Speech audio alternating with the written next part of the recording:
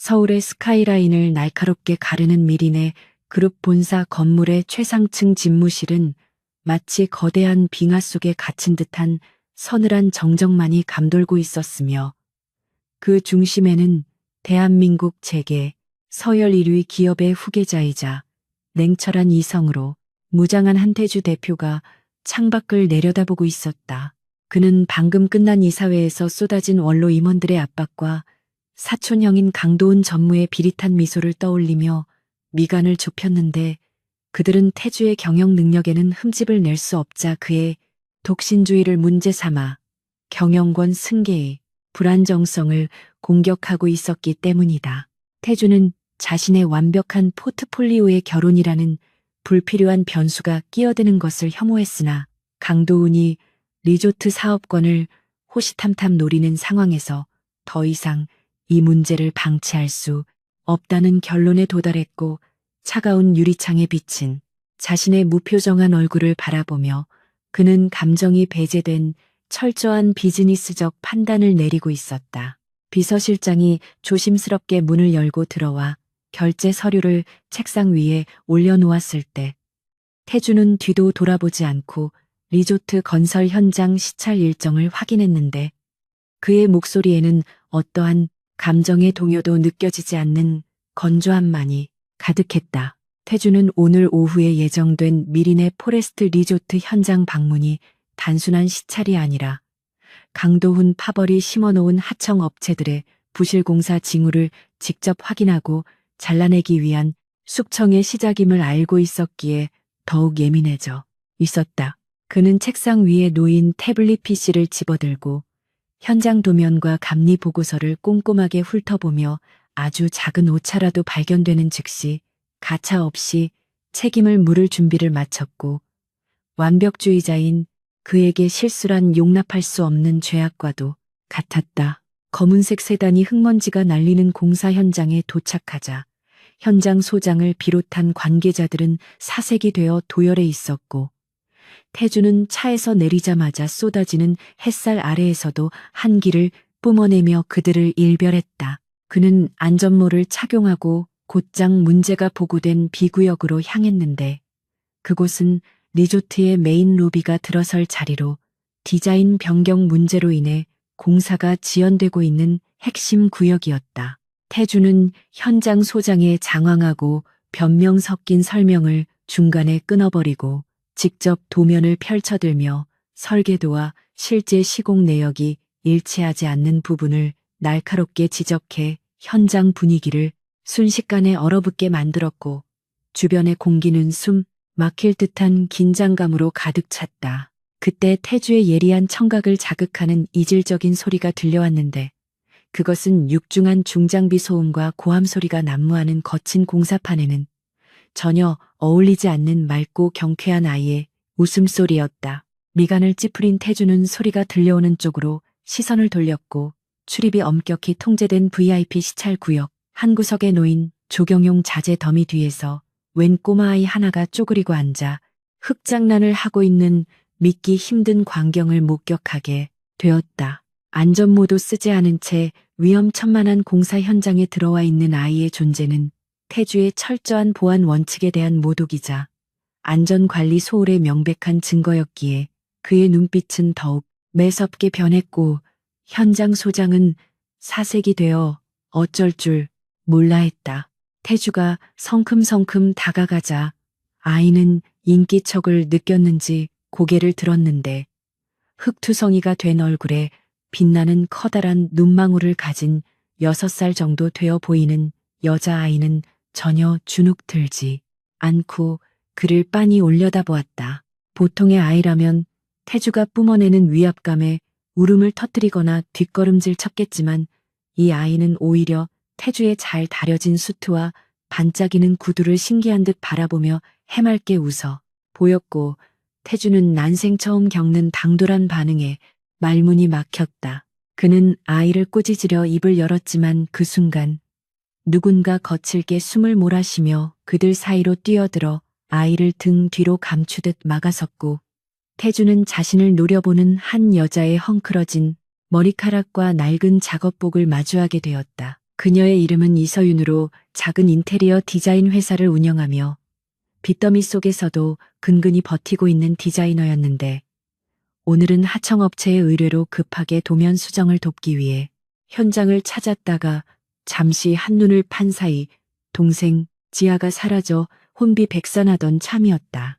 서윤은 눈앞에 서 있는 남자가 이 구역의 최고 책임자라는 것을 본능적으로 직감했지만 동생을 지켜야 한다는 일념 하나로 공포심을 억누르며 고개를 숙여 사과하면서도 아이를 감싼 팔에는 힘을 풀지 않았다. 태주는 그녀의 사과보다 그녀의 손에 들린 구겨진 도면 뭉치에 시선이 머물렀는데 그곳에는 자신이 아까 지적했던 설계 오류에 대한 완벽하고 창의적인 수정안이 붉은 펜으로 상세하게 메모되어 있었다. 태주는 서윤에게서 도면을 낚아채듯 가져가 훑어보았고 기존의 유명 건축가들이 내놓은 해결책보다 훨씬 효율적이고 미적으로도 뛰어난 대안이 그려져 있다는 사실에 내심 놀라움을 금치 못했다. 그는 서윤의 허름한 행색과 뛰어난 실력 사이의 괴리감에 흥미를 느끼면서도 겉으로는 여전히 차가운 표정을 유지하며 보안구역에 아이를 데려온 무책임함을 질책했다. 서윤은 자신의 잘못을 인정하면서도 아이를 맡길 곳이 없어 어쩔 수 없이 데려와야 했던 절박한 사정을 구구절절 설명하지 않고 단지 죄송하다는 말과 함께 현장을 떠나려 했으나 태주는 그녀의 눈빛 속에 숨겨진 강인함과 절실함을 읽어냈다. 사무실로 돌아오는 차 안에서 태주는 창밖 풍경을 바라보며 아까 현장에서 만난 여자와 아이의 잔상을 지우려 애썼지만 이상하게도 그들의 모습은 쉽게 잊히지 않았다. 특히 그 여자가 수정해 놓은 도면의 간결하고 힘있는 선들은 그녀가 예사롭지 않은 재능을 가졌음을 증명하고 있었고 태주는 비서실장에게 즉시 그 여자의 신원을 파악하라고 지시했다. 그는 강도훈이 이사회에서 자신의 결혼 문제를 다시 거론하며 경영권 방어에 치명적인 위협을 가해올 것이 분명한 상황에서 어쩌면 그 여자가 자신이 찾던 완벽한 위장 결혼의 파트너가 될 수도 있다는 묘한 계산이 섰기 때문이었다. 한편 서윤은 집으로 돌아와 곤히 잠든 지아의 얼굴을 닦아주며 오늘 있었던 일을 떠올리고는 깊은 한숨을 내쉬었는데 현장에서 쫓겨나듯 나온 탓에 수고비는커녕 앞으로의 일감마저 끊길 위기에 처했기 때문이었다. 그녀는 부모님이 남긴 빚과 지아의 병원비 그리고 회사의 운영 자금난으로 인해 벼랑 끝에 몰려 있었고 강도훈이 이끄는 경쟁업체가 교묘하게 자신의 거래처를 차단하고 있다는 사실조차 모른 채 막막한 현실에 좌절하고 있었다. 좁은 단칸방을 가득 채운 습기와 곰팡이 냄새는 그녀의 비참함을 더욱 부각시켰지만 서윤은 지아의 따뜻한 손을 잡으며 다시 한번 마음을 다잡고 내일은 어떻게든 살아남을 방법을 찾겠다고 다짐했다. 다음 날 아침 태주의 집무실 책상 위에는 이서윤에 대한 상세한 조사 보고서가 놓여 있었는데 태주는 그녀가 겪고 있는 재정적 어려움과 가족관계 그리고 업계에서의 평판 등을 꼼꼼하게 읽어내려갔다.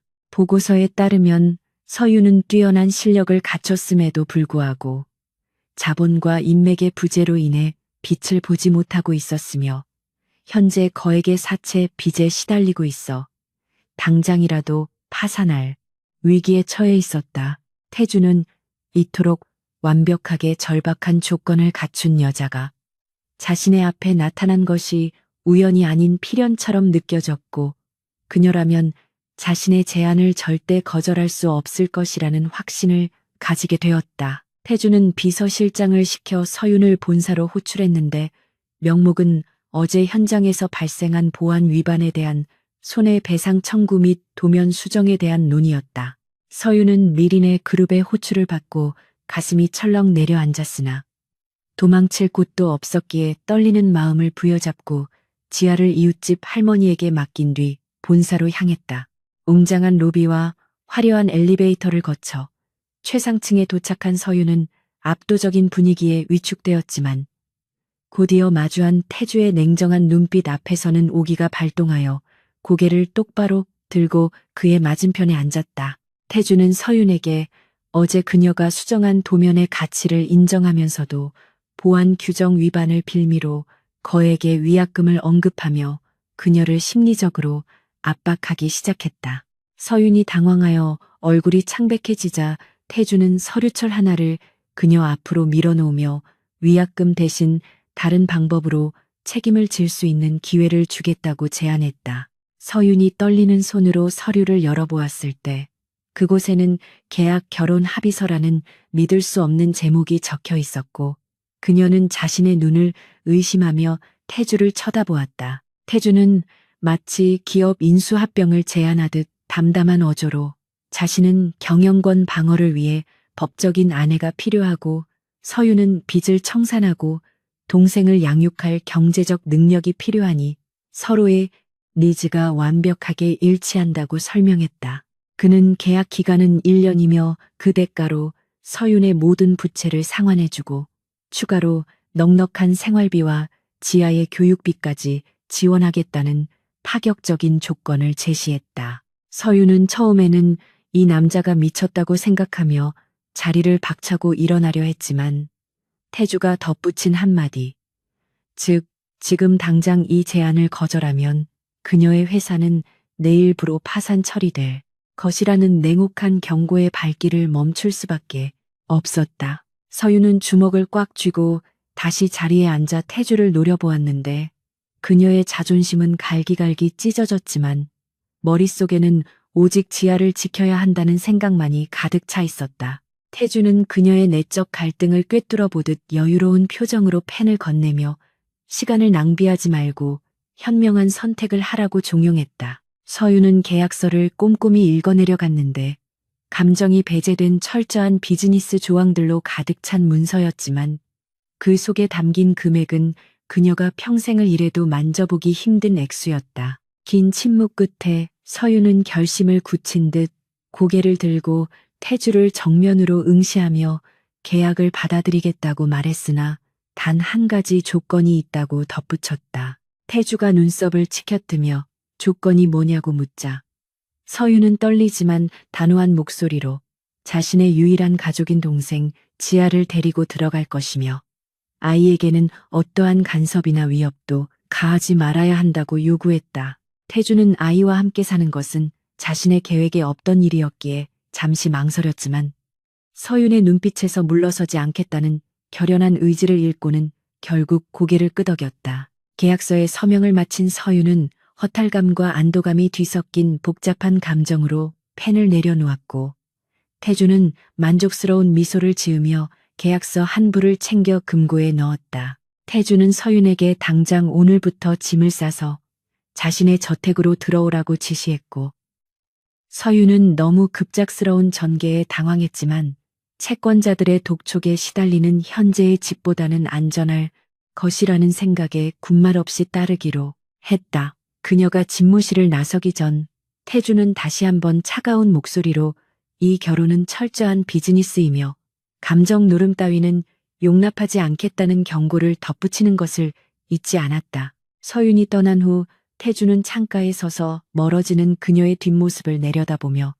자신이 내린 결정이 과연 옳은 것인지 잠시 자문해 보았으나 곧바로 감상적인 생각을 떨쳐버렸다. 그는 이제 강도은과 이사회를 상대로 완벽한 방패를 얻었으며 리조트 사업을 성공적으로 완수하여 그룹 내 입지를 확고히 할 수 있을 것이라 믿어 의심치 않았다. 그러나 그는 자신의 완벽하게 통제된 삶 속에 예측 불가능한 두 자매가 들어옴으로써 발생할 파장에 대해서는 전혀 짐작조차 하지 못하고 있었다. 그날 저녁 서윤은 지아의 손을 잡고 트렁크 하나만을 든 채 태주가 보낸 기사가 운전하는 리무진에 올랐는데 지아는 생전 처음 타보는 고급차에 신이 나서 창밖을 구경하느라 바빴지만 서윤의 마음은 무겁기만 했다. 차가 도심을 벗어나 한적한 고급 주택가로 들어서자 거대한 성과 같은 태주의 저택이 모습을 드러냈고 위압적인 철문이 열리며 그들이 앞으로 살아가게 될 새로운 세상이 열렸다. 서윤은 지아의 손을 더욱 꽉 잡으며 어떤 일이 있어도 동생만은 지켜내겠다고 다짐했고 차가 현관 앞에 멈추자 현관 조명 아래 서 있는 태주의 실루엣이 보였다. 태주는 차에서 내리는 두 사람을 맞이했는데 그의 표정은 여전히 읽을 수 없었지만 지아가 차에서 뛰어내리며 그에게 달려가 아저씨 집이 정말 크다고 외치는 순간 그의 눈가가 미세하게 떨리는 것을 서유는 놓치지 않았다. 집사는 당황하여 아이를 제지하려 했으나 태주는 손을 들어 집사를 물러나게 하고는 지아를 내려다보며 건조하게 앞으로 지켜야 할 규칙들을 나열하려 했다. 하지만 지아는 태주의 말을 듣는 둥 마는 둥 하며 정원에 있는 분수대를 향해 달려갔고 태주는 자신의 통제가 먹히지 않는 작은 생명체의 등장에 당혹감을 감추지 못했다. 서유는 태주에게 다가가 정중하게 인사하며 앞으로 잘 부탁드린다고 말했지만 태주는 그녀의 인사를 받는 대신 싸늘한 목소리로 아이 교육을 제대로 시키지 않으면 계약 위반으로 간주할 수 있다고 경고했다. 서유는 기죽지 않고 아이는 금방 적응할 것이며 자신 또한 계약 내용을 충실히 이행할 것이라고 받아쳤고 두 사람 사이에는 팽팽한 신경전이 오고 갔다. 그렇게 서로 다른 목적과 상처를 가진 세 사람의 기묘하고도 위태로운 동거가 시작되었고 밤하늘에는 폭풍전야와도 같은 고요한 달빛만이 그들을 비추고 있었다. 집 안으로 들어선 서유는 태주의 취향이 고스란히 반영된 무채색의 차가운 인테리어에 숨이 막힐 것 같았는데 그곳은 사람이 사는 집이라기보다는 거대한 모델하우스나 미술관에 가까운 느낌이었다. 집사는 서윤과 지아를 2층의 손님방으로 안내했고 그곳은 태주의 침실과 복도를 사이에 두고 떨어져 있어 서로의 사생활을 침해하지 않으려는 그의 의도가 엿보였다. 서윤은 짐을 풀며 불안해하는 지아를 달래 재운 뒤 창가에 앉아 낯선 정원을 내려다보며 앞으로 펼쳐질 험난한 날들을 걱정하며 잠을 이루지 못했다. 한편 서재에 틀어박힌 태주는 CCTV 화면을 통해 서윤과 지아의 움직임을 지켜보고 있었는데 화면 속에 지아가 복도에 놓인 고가 도자기를 호기심 어린 눈으로 바라보다가 손을 뻗으려는 장면에서 저도 모르게 숨을 멈추었다. 다행히 서윤이 나타나 지아를 데리고 방으로 들어갔지만 태주는 이 작은 침입자들이 자신의 완벽한 성역을 언제든 무너뜨릴 수 있다는 사실에 극도의 스트레스를 받으면서도 묘한 긴장감을 느꼈다. 그는 모니터를 끄고 위스키 잔을 손에 쥐며 이 결혼이 과연 자신의 계획대로 흘러갈지 확신할 수 없었지만 이미 주사위는 던져졌기에 되돌릴 수 없음을 알고 있었다. 다음 날 아침 식사 시간. 태주는 평소처럼 혼자 식탁에 앉아 신문을 보며 커피를 마시고 있었는데 갑자기 들려오는 쿵쿵거리는 발소리에 미간을 찌푸렸다. 지아가 잠옷 차림으로 식당에 뛰어들어와 식탁 의자에 기어 올라가며 배고프다고 소리쳤고 뒤따라 들어온 서유는 당황한 기색으로 태주의 눈치를 살피며 지아를 말렸다. 태주는 신문을 접어 식탁에 내려놓고 두 사람을 응시하며 아침 식사는 각자 해결하는 것이 규칙이라고 말하려 했으나 지아의 꼬르륵 소리가 정적을 깨뜨리자 헛웃음이 터져 나올 뻔했다. 아침 햇살이 거대한 통유리창을 통해 쏟아져 들어오며 식탁 위의 은식기들을 눈부시게 비추었지만 그 빛조차 한태주와 이서윤 그리고 어린 지아 사이에 흐르는 어색하고 무거운 침묵을 걷어내기에는 역부족이었다. 평소라면 신문의 사각거리는 소리와 커피잔이 달그락거리는 소리만이 존재했을 식당은 지아의 불안한 숟가락질 소리와 서윤의 조심스러운 숨소리로 채워져 태주의 신경을 곤두세우게 만들었다. 태주는 자신의 완벽한 아침 루틴이 깨진 것에 대해 불쾌감을 느꼈지만 맞은편에서 눈치를 살피며 아이에게 밥을 먹이는 서윤의 모습에서 기묘한 책임감과 동시에 알 수 없는 이질감을 느꼈다. 그는 식사를 마친 후 입가를 닦으며 차가운 목소리로 이 집에서의 생활수칙이 적힌 종이를 테이블 위에 올려놓았고 서윤은 그것이 단순한 안내문이 아니라 철저한 경고장임을 직감했다. 서유는 태주가 출근한 뒤에야 비로소 참았던 숨을 몰아쉬며 긴장이 풀린 다리를 주무를 수 있었는데 그녀의 눈앞에 놓인 수칙서는 숨이 막힐 정도로 빽빽하고 엄격한 조항들로 가득 차 있었다. 지정된 구역 외 출입 금지와 정해진 식사 시간 엄수, 그리고 아이가 소란을 피우지 않도록 철저히 단속할 것 등 모든 조항은 그들이 가족이 아니라 철저한 고용 관계에 있음을 상기시켜 주는 듯 했다. 서유는 지아를 유치원에 보낸 후 자신의 낡은 사무실로 향했는데 그곳은 며칠 전까지만 해도 빚독촉 전화와 협박장으로 난장판이 되어 있었으나 오늘은 기이할 정도로 조용했다. 그녀는 태주가 손을 썼음을 직감했고 대한민국 최고 재벌가의 힘이 자신의 비루한 현실을 단 하룻밤 사이에 어떻게 바꾸어 놓았는지 실감하며 씁쓸한 안도감을 느꼈다. 한편 미린의 그룹의 본사 회의실에서는 강도훈 전무가 비서로부터 태주의 혼인신고 소식을 보고받고 분노를 참지 못한 채 결제 서류를 바닥으로 내동댕이 치고 있었다. 그는 태주가 결혼을 기피하는 성향을 이용해 주주들을 설득하고 경영권을 흔들 계획이었으나 태주가 이토록 빠르고 기습적으로 혼인신고를 마칠 것이라고는 전혀 예상하지 못했다. 강도훈은 태주의 상대가 누구인지 뒷조사를 지시했고 곧이어 이서윤이라는 이름 없는 인테리어 디자이너가 빚에 시달리다 태주와 손을 잡았다는 사실을 알아내고는 비릿한 미소를 지었다. 그는 이것이 진정한 사랑에 의한 결합이 아니라 철저한 이해관계에 얽힌 계약 결혼임을 확신했고 그 틈을 파고들어 두 사람을 파멸시킬 계획을 세우기 시작했다. 강도훈은 즉시 자신의 수하들을 움직여 서윤의 과거 거래 내역과 주변 인물들을 샅샅이 뒤지기 시작했는데 아주 작은 흠결이라도 찾아내어 태주의 도덕성에 타격을 입히고 주주들에게 그가 자격 미달의 배우자를 선택했음을 폭로하려 했다. 또한 그는 태주가 추진하고 있는 리조트 건설 현장에 하청업체들을 매수하여 자재 납품을 고의로 지연시키거나 불량 자재를 섞어 넣는 방식으로 공사 진행을 방해하기 시작했다. 이는 태주가 결혼 문제로 정신이 팔린 틈을 타 그의 경영 능력에 치명적인 오점을 남기려는 비열한 술책이었으며 태주가 가장 중요하게 생각하는 완벽성을 무너뜨리기 위한 도훈의 첫 번째 공격이었다.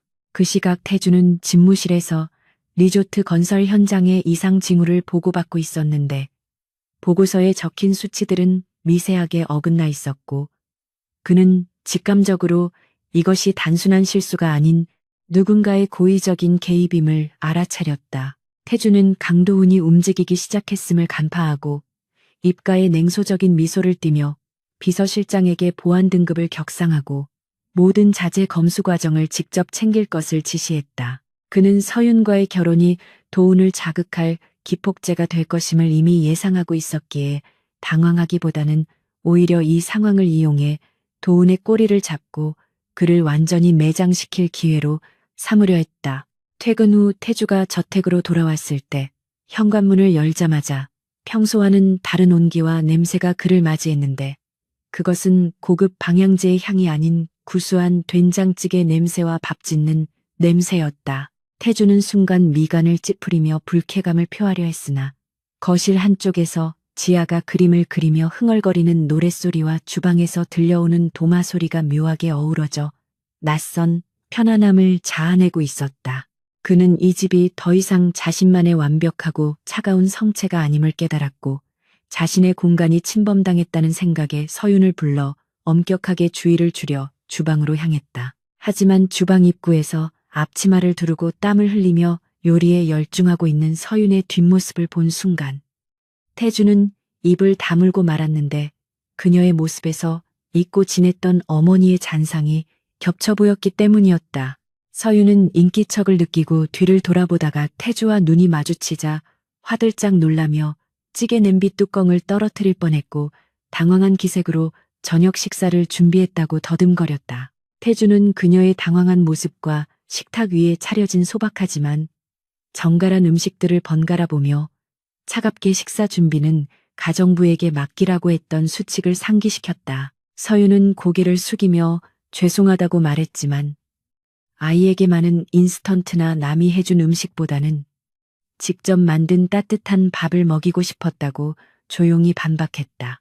그녀의 목소리에는 떨림이 있었지만 동시에 자식 같은 동생을 위하는 단호함이 묻어 있었고, 태주는 그 고집스러움에 혀를 내두르면서도 더 이상 화를 내지 않고 식탁에 앉았다. 세 사람이 둘러앉은 저녁 식사 자리는 여전히 어색했지만 지아가 태주의 눈치를 보면서도 서윤이 발라준 생선을 맛있게 받아먹는 모습은 삭막했던 식당의 생기를 불어넣고 있었다. 식사가 끝난 후 태주는 서윤을 자신의 서재로 불렀는데 그곳은 집안에서 가장 은밀하고 보안이 철저한 공간으로 벽면 가득 채워진 책들과 거대한 마호가니 책상이 주인의 권위를 대변하고 있었다.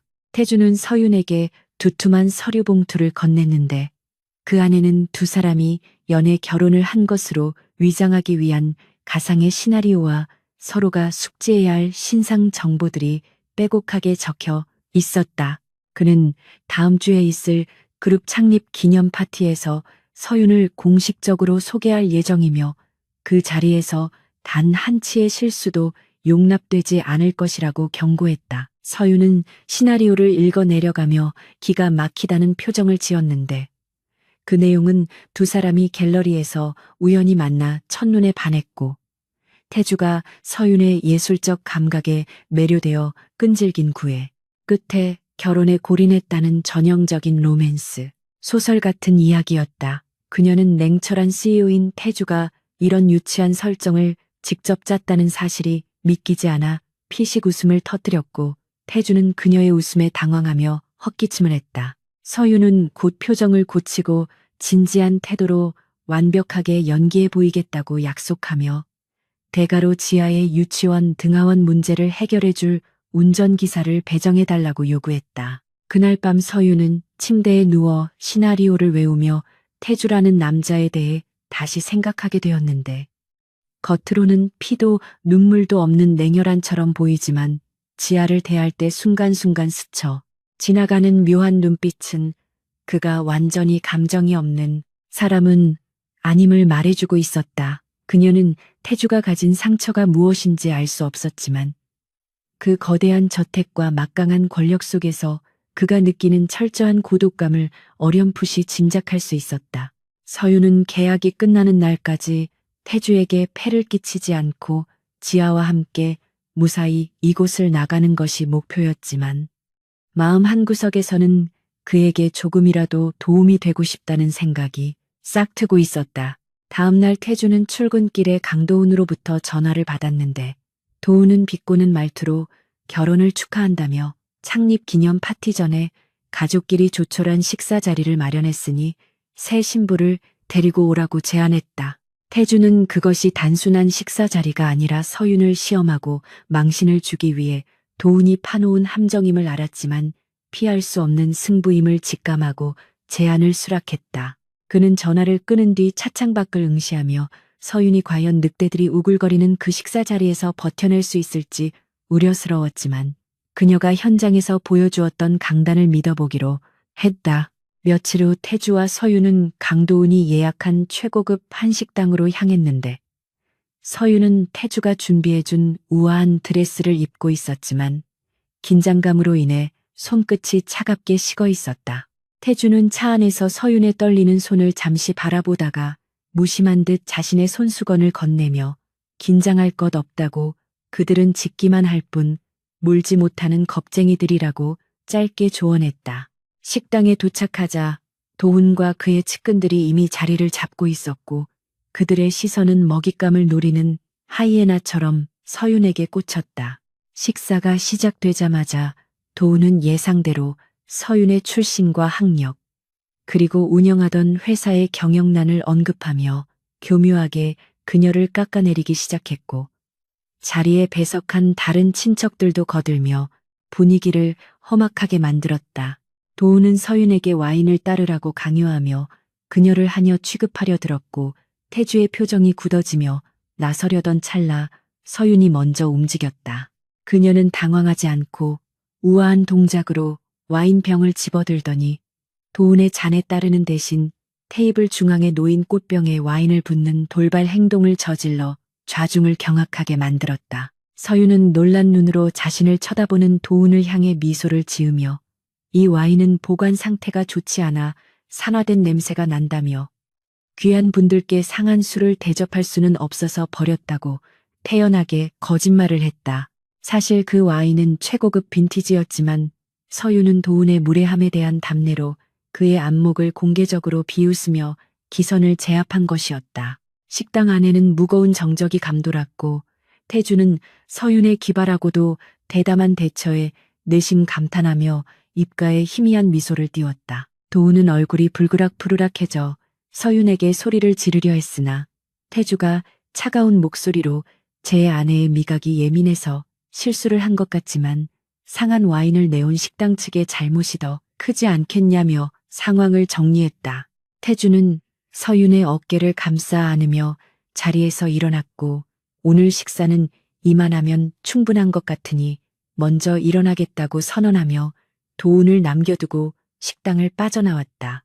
차로 돌아오는 길에 태주는 서윤에게 아까의 행동은 무모했다고 지적했지만 그의 목소리에는 질책보다는 묘한 인정이 담겨 있었다. 집으로 돌아온 두 사람은 현관에서 서로를 마주 보았고 서윤은 긴장이 풀려 다리에 힘이 풀리는 것을 느꼈지만 태주의 눈빛이 이전과는 달라져 있음을 알 수 있었다. 태주는 서윤에게 다가가 처음으로 부드러운 목소리로 수고했다는 말을 건넸고 서윤은 그 한마디에 하루 종일 짓눌려 있던 마음의 짐이 녹아내리는 듯한 기분을 느꼈다. 그날 밤 태주는 서재에 앉아 서윤이 도훈을 한 방 먹이던 순간을 되새기며 어쩌면 이 계약 결혼이 자신의 인생에서 가장 훌륭한 투자가 될지도 모른다는 생각을 하게 되었다. 그러나 평화도 잠시 다음 날 아침 회사에 출근한 태주에게 긴급 보고가 들어왔는데 리조트 건설 현장의 메인 서버가 해킹을 당해 모든 설계 도면과 공정 데이터가 삭제되었다는 충격적인 소식이었다. 태주는 이것이 도훈의 보복임을 직감하고 주먹을 꽉 쥐었으며 이 싸움이 이제 단순한 신경전을 넘어 전면전으로 확대되었음을 깨달았다. 그는 즉시 비상대책 회의를 소집하고 서윤에게 전화를 걸어 지아와 함께 당분간 집 밖으로 나오지 말 것을 당부하며 목소리에 날선 긴장감을 실었다. 서윤은 태주의 전화를 받고 심상치 않은 일이 벌어졌음을 감지했으며 뉴스에서는 미린의 그룹의 리조트 건설 중단 위기라는 속보가 흘러나오고 있었다. 그녀는 태주가 위기에 처했다는 사실에 가슴이 철렁 내려앉았고 자신이 도울 수 있는 일이 무엇인지 고민하며 불안한 마음으로 거실을 서성였다. 그때 초인종이 울렸고 인터폰 화면에는 낯선 남자들이 서 있는 모습이 잡혔는데 그들은 자신들이 검찰청에서 나왔다고 주장하며 문을 열 것을 요구했다. 인터폰 화면 너머로 검찰청 수사관이라고 주장하는 사내들의 험악한 인상을 마주한 이서윤은 심장이 터질 듯이 뛰었지만 등 뒤에서 겁에 질린 눈으로 자신을 올려다보는 지아를 느끼며 본능적으로 떨리는 손을 감추었다.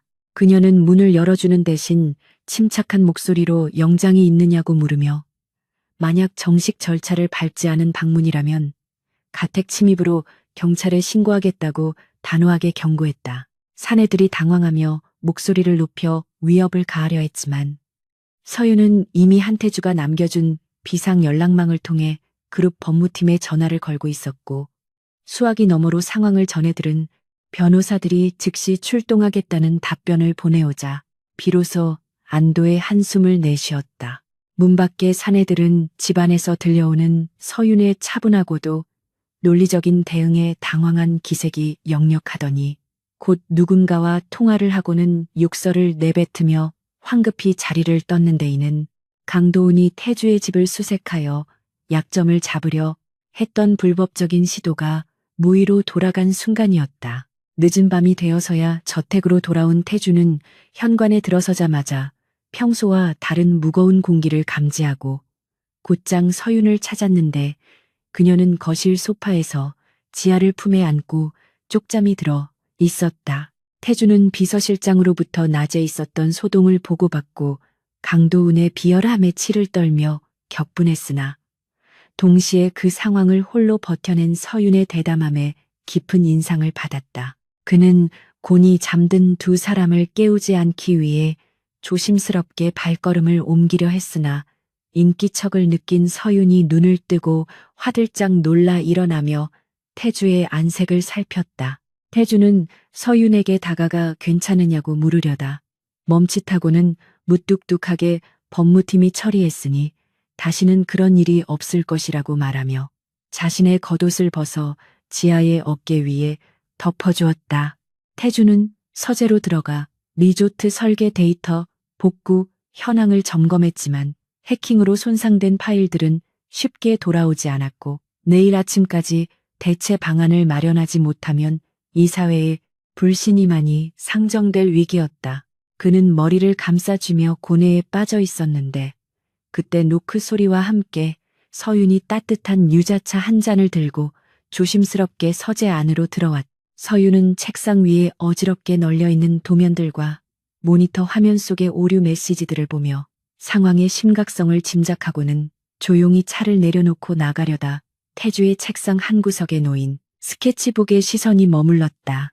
그녀는 잠시 망설이다가 태주에게 자신이 도면 복구를 도울 수 있을 것 같다고 말했고 태주는 전문가들도 포기한 일을 네가 어떻게 하겠냐며 냉소했지만 서윤의 눈빛은 확신에 차 있었다. 서윤은 태주의 허락이 떨어지기도 전에 펜을 집어들고 빈 종이 위에 기억을 더듬어 리조트의 핵심 구조를 그려나가기 시작했는데 그녀의 손놀림은 놀라울 정도로 빠르고 정확했다.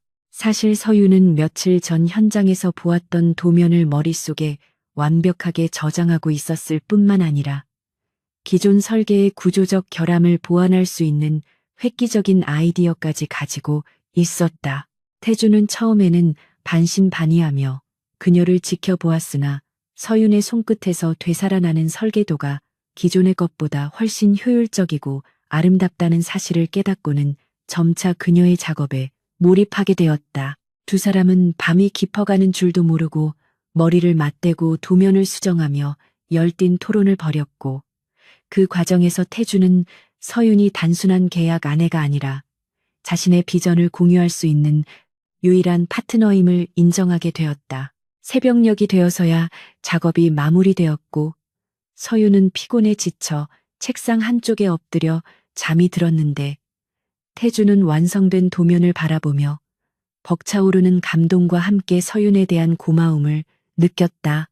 그는 잠든 서윤의 얼굴 위로 쏟아지는 아침 햇살을 가려주기 위해 블라인드를 내리다가 문틈으로 빼꼼히 고개를 내민 지아와 눈이 마주쳤다. 지아는 태주에게 검지를 입술에 대고 쉿하는 신역을 하며 살금살금 들어오더니 서윤의 옆에 쪼그리고 앉아 언니의 손을 꼭 잡았다. 태주는 평소라면 자신의 신성한 서재에 아이가 들어오는 것을 용납하지 않았겠지만 이번만은 지아의 머리를 쓰다듬어 주며 조용히 나가서 아침을 먹자고 속삭였다. 그날 이후 태주의 저택에는 미묘한 변화의 바람이 불기 시작했는데 가장 큰 변화는 태주가 퇴근 시간을 기다리게 되었다는 점이었다. 예전에는 집이라는 공간이 그저 잠만 자는 차가운 숙소에 불과했지만 이제는 현관문을 열면 지아가 뛰어와 오늘 유치원에서 있었던 일을 제잘되고 서윤이 주방에서 따뜻한 저녁을 준비하는 풍경이 그를 기다리고 있었다. 태주는 여전히 무뚝뚝한 말투를 유지하려 애썼지만 지아가 서툰 솜씨로 그려준 가족 그림을 서재, 책상 한가운데 액자에 넣어두거나 서윤이 좋아하는 꽃을 무심한 척 식탁 위에 올려놓는 등 서툰 방식으로 마음을 표현하기 시작했다. 강도우는 해킹 사건이 실패로 돌아가고 오히려 태주가 더 완벽한 설계안을 발표하며 주주들의 신임을 얻자 초조해지기 시작했고 서윤을 공격할 새로운 약점을 찾기 위해 혈안이 되었다. 그는 서윤의 전 남자친구가 도박 빚으로 인해 서윤에게 금전적인 피해를 입히고 도주했다는 사실을 알아내고 이를 이용해 스캔들을 조작할 계획을 세웠다. 도우는 삼류 기자들을 매수하여 재벌가 며느리의 타락한 과거라는 자극적인 헤드라인으로 기사를 터뜨릴 준비를 마쳤고 파티 당일 서윤을 사회적으로 매장시킬 시나리오를 완성했다. 그러나 그는 태주가 이미 서윤의 모든 과거를 조사하고 대비책을 마련해 두었을 뿐만 아니라 이제는 그녀를 지키기 위해서라면 그 어떤 짓도 불사할 준비가 되어 있다는 사실을 간과하고 있었다. 주말 오후 태주는 모처럼 휴식을 취하며 거실 소파에 앉아 책을 읽고 있었는데 지아가 다가와 동화책을 읽어달라며 무릎 위로 기어 올라왔다. 태주는 당황하여 책을 내려놓으려 했지만 지아의 초롱초롱한 눈망울을 거절할 수 없어 어색한 목소리로 동화책을 읽어주기 시작했고 서유는 그 모습을 흐뭇하게 바라보며 과일을 깎아내왔다. 세 사람이 함께 있는 모습은 마치 진짜 가족처럼 자연스러웠고 태주는 문득 이 계약이 끝난 후 다시 혼자가 되는 삶을 상상할 수 없다는 두려움을 느꼈다. 그는 서윤에게 과일을 받아 먹으며 슬그머니 계약 연장에 대한 이야기를 꺼내려 했지만 서윤이 먼저 지아의 초등학교 입학 문제를 상의해 오자 말을 삼키고 진지하게 귀를 기울였다. 평화로운 주말이 지나고 월요일 아침 태주는 출근길에 서윤에게 오늘 저녁에 중요한 파티가 있으니 준비하고 있으라고 말했는데 그의 표정은 비장하기까지 했다. 서윤은 태주의 긴장된 모습을 보며 오늘 밤 무언가 큰일이 일어날 것임을 직감하고 마음을 단단히 먹으며 지아를 안심시켰다. 태주는 회사에 도착하자마자 강도훈이 뿌린 찌라시가 돌고 있다는 보고를 받았지만 당황하지 않고 홍보팀장에게 미리 준비해둔 반박 자료와 법적 대응 문건을 배포하라고 지시했다. 그는 오늘 파티에서 도훈이 서윤을 건드리는 순간 그가 가진 모든 것을 잃게 만들겠다는 각오로 넥타이를 매만지며 전의를 불태웠다. 그날 밤 파티장은 화려한 조명과 우아한 음악으로 가득 찼지만 그 이면에는 서로를 헐뜯고 견제하는 상류층들의 위선이 깔려 있었다. 태주와 서윤이 팔짱을 끼고 입장하자 사람들의 시선이 집중되었고 그 중에는 호시탐탐 기회를 노리는 강도훈의 뱀 같은 눈빛도 섞여 있었다. 도훈은 일부러 큰 소리로 서윤의 과거를 들먹이며 분위기를 싸늘하게 만들려 했으나 서윤은 태주가 가르쳐준 대로 침착하게 미소를 잃지 않고 도훈의 무례한 질문들을 우아하게 받아넘겼다. 태주는 서윤의 허리를 단단히 감싸 안으며 그녀가 자신의 보호 아래 있음을 과시했고 도훈에게 다가가 귓속말로 경거망동하지 말라고 경고했다. 하지만 도훈은 멈추지 않고 매수된 기자를 시켜 서윤에게 빚 문제와 전 남자친구에 대한 공격적인 질문을 퍼붓게 만들었고 파티장은 순식간에 아수라장이 되었다. 서윤은 예상치 못한 기자의 난입에 당황하여 얼굴이 하얗게 질렸고 사람들은 수군거리며 그녀를 비난의 눈초리로 바라보았다. 그때 태주가 기자의 마이크를 빼앗아 바닥에 내던지며 굉음을 일으켰고 파티장은 찬물을 끼얹은 듯 조용해졌다. 태주는 싸늘하게 식은 눈으로 좌중을 둘러보며 제 아내에 대한 모욕은 곧 미리 내 그룹에 대한 선전포고로 간주하겠다고 선언했다. 태주의 압도적인 카리스마에 눌려 기자와 도우는 뒷걸음질 쳤고 태주는 서윤의 손을 잡고 당당하게 파티장 중앙으로 걸어 나와 마이크를 잡았다. 그는 모두가 듣는 앞에서 서윤은 자신의 목숨을 구해준 은인이며 회사의 위기를 극복하게 해준 최고의 파트너라고 소개하며 그녀에 대한 무한한 신뢰를 표명했다.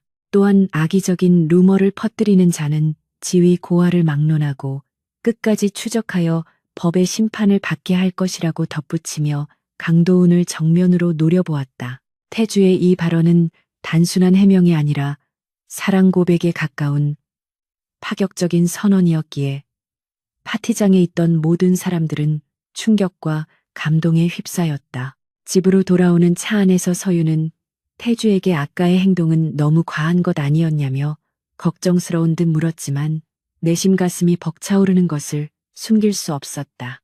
태주는 운전대를 잡은 채 앞만 바라보며 당신은 그럴 자격이 있는 사람이라고 짧게 대답했고, 서윤은 그의 옆모습을 바라보며 이 남자를 진심으로 사랑하게 될지도 모른다는 예감을 받았다. 집에 도착하자 지아가 졸린 눈을 비비며 현관으로 마중 나왔고, 태주는 지아를 번쩍 안아들며 오늘 하루도 수고했다고 다정하게 말해주었다. 이제 세 사람 사이에는 계약서라는 종이 조각보다 더 단단하고 따뜻한 유대감이 형성되어 있었고, 그 어떤 시련도 그들을 쉽게 갈라놓을 수 없을 것처럼 보였다. 그러나 그들의 행복이 깊어질수록 어둠 속에서 도사리고 있는 그림자 또한 짙어지고 있었는데, 강도우는 자신의 계획이 실패하자 이성을 잃고 최후의 수단을 강구하기 시작했다. 그는 태주가 가장 아끼는 것이 무엇인지 정확하게 파악했고, 이제는 회사의 경영권이 아닌 태주의 심장을 직접 겨누기로 결심했다. 늦은 밤 도우는 정체불명의 사내에게 전화를 걸어 타겟을 변경하라고 지시했고, 그의 시선은 태주의 저택 평면도 위에 표시된 지하의 방을 향해 있었다. 다음 날 아침, 평소처럼 지하를 유치원 버스에 태워보낸 서윤은 알 수 없는 불안감에 휩싸여 한참 동안 버스가 사라진 길을 바라보았다. 태주는 출근 전 서윤에게 오늘 저녁에는 일찍 들어와서 함께 외식을 하자고 제안했고, 서윤은 기분 전환도 할 겸 좋다고 대답하며 웃어 보였다. 하지만 오후가 되도록 유치원에서는 지아가 도착하지 않았다는 연락이 없었고, 서윤이 안심하고 있던 찰나 낯선 번호로 한 통의 전화가 걸려왔다. 수화기 너머로 들려오는 것은 지아의 울음소리와 기계음으로 변조된 남자의 목소리였고, 서윤은 그 자리에서 주저앉고 말았다. 수화기 너머로 들려오던 지아의 울음소리가 끊긴 후에도 이서윤은 그 자리에 못 박힌 듯 굳어 있었다. 바닥으로 떨어진 휴대폰에서는 통화 종료를 알리는 기계적인 신호음만이 공허하게 울려 퍼지고 있었고, 거실을 가득 채우던 오후의 햇살은 순식간에 차갑게 식어버린 듯했다.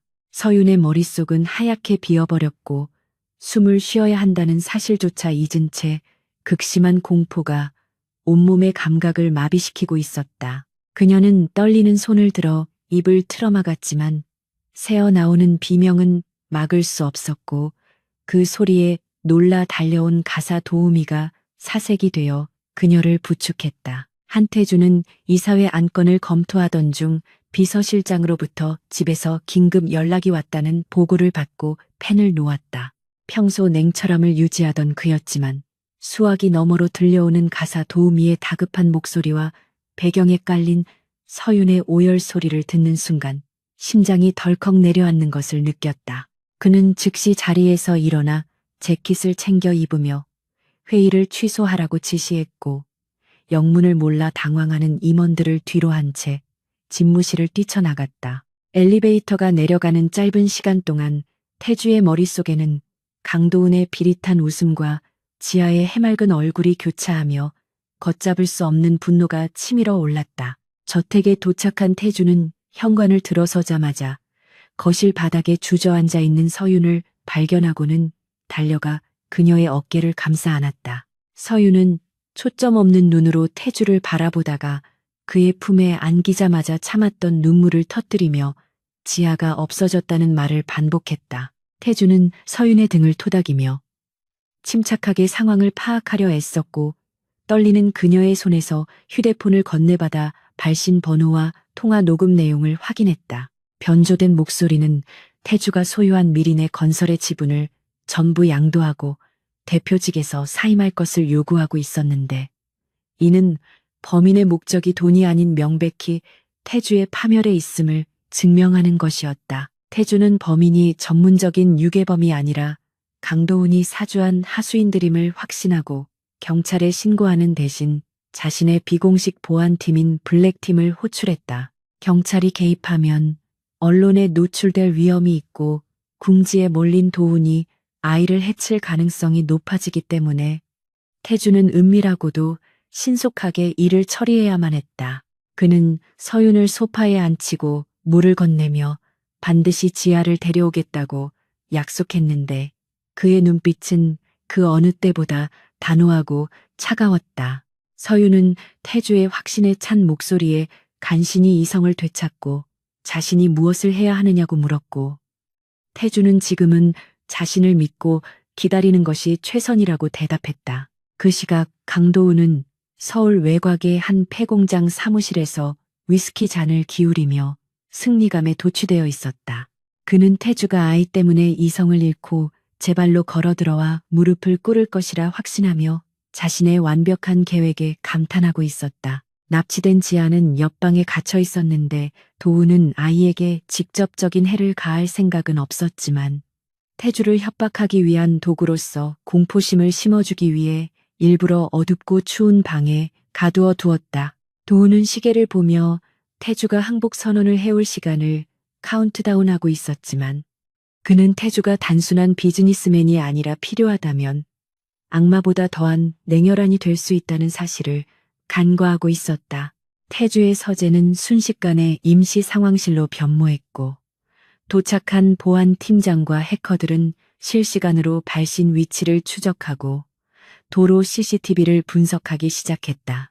태주는 모니터 화면을 응시하며 범인들이 이동한 경로를 파악했고 그들이 사용한 대포폰의 신호가 서울 외곽의 재개발 지구인 구룡물류 단지 근처에서 잡히는 것을 확인했다. 그곳은 미린의 그룹의 경쟁사가 소유했던 부지로 현재는 버려진 창고들이 즐비해 인적이나 드문 곳이었기에 은신처로는 최적의 장소였다. 태주는 즉시 팀원들에게 출동 명령을 내리며 자신도 현장에 직접 가겠다고 선언했다. 보안 팀장이 위험하다며 만류했지만 태주는 듣지 않았고 서재 문 앞에 서서 불안하게 지켜보던 서윤이 자신도 같이 가겠다고 나섰다. 태주는 서윤을 집에 남겨두려 했으나 그녀가 아이가 있는 곳에 가지 않고서는 단 1초도 견딜 수 없다고 호소하자 결국 그녀를 차에 태우기로 결정했다.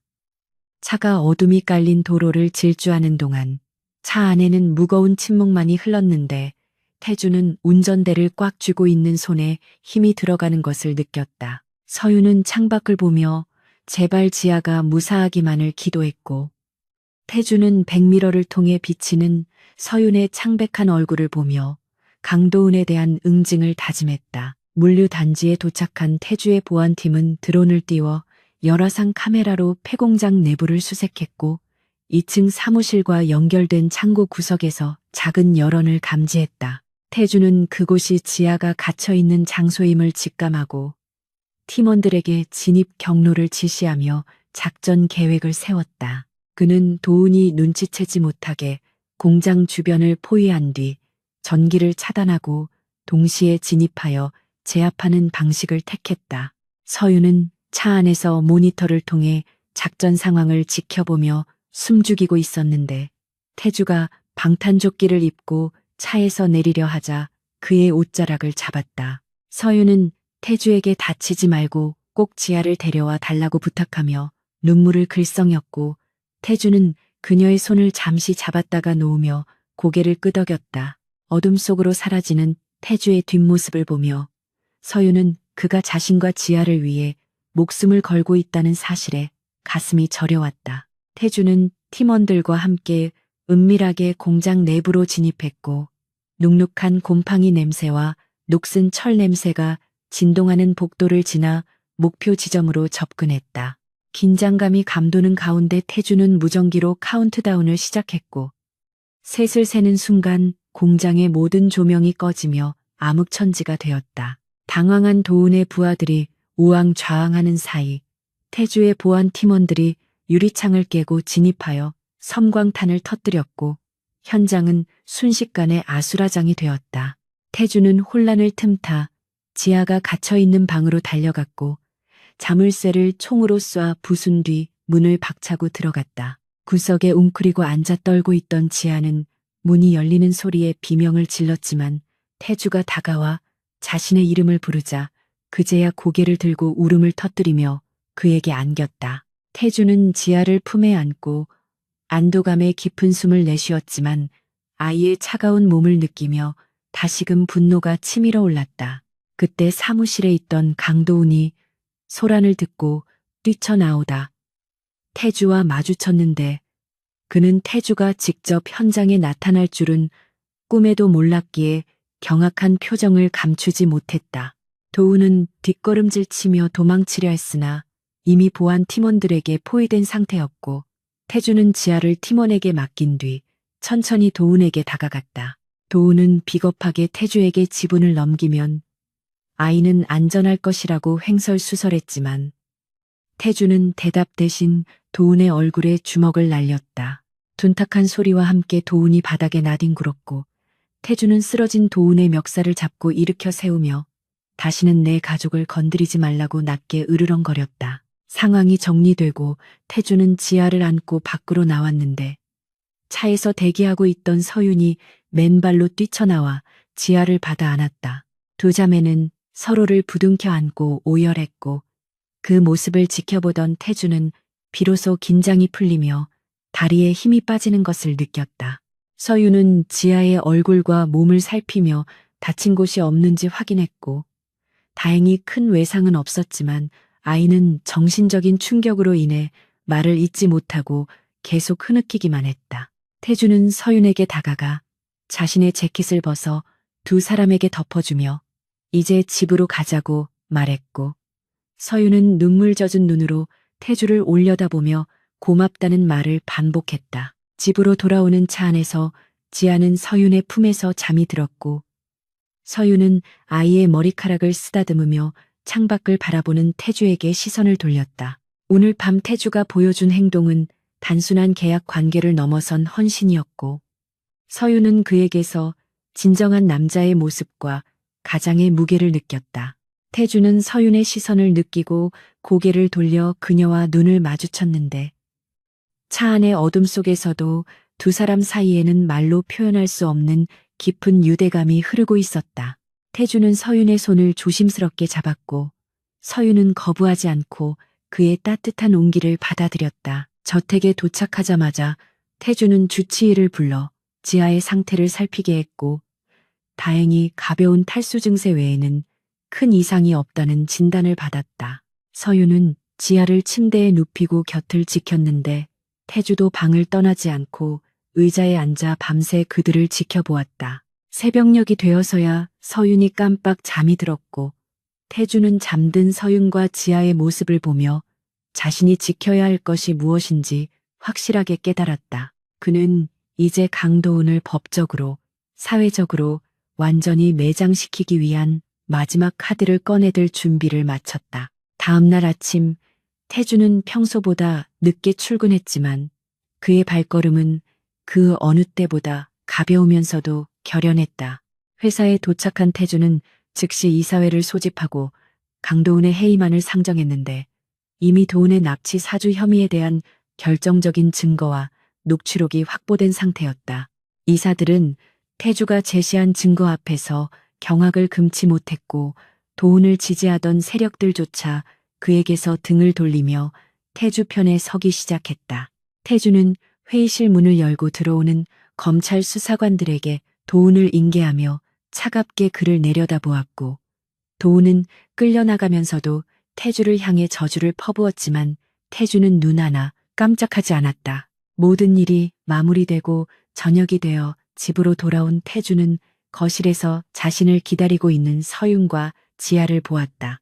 지아는 아직 기운이 없어 보였지만 태주를 보자 희미하게 웃으며 달려왔고 태주는 지아를 번쩍 안아들었다. 서윤은 태주에게 다가가 수고했다고 말하며 그의 넥타이를 풀어주었는데 그 자연스러운 행동에 태주는 잠시 멈칫하다가 이내 편안한 미소를 지었다.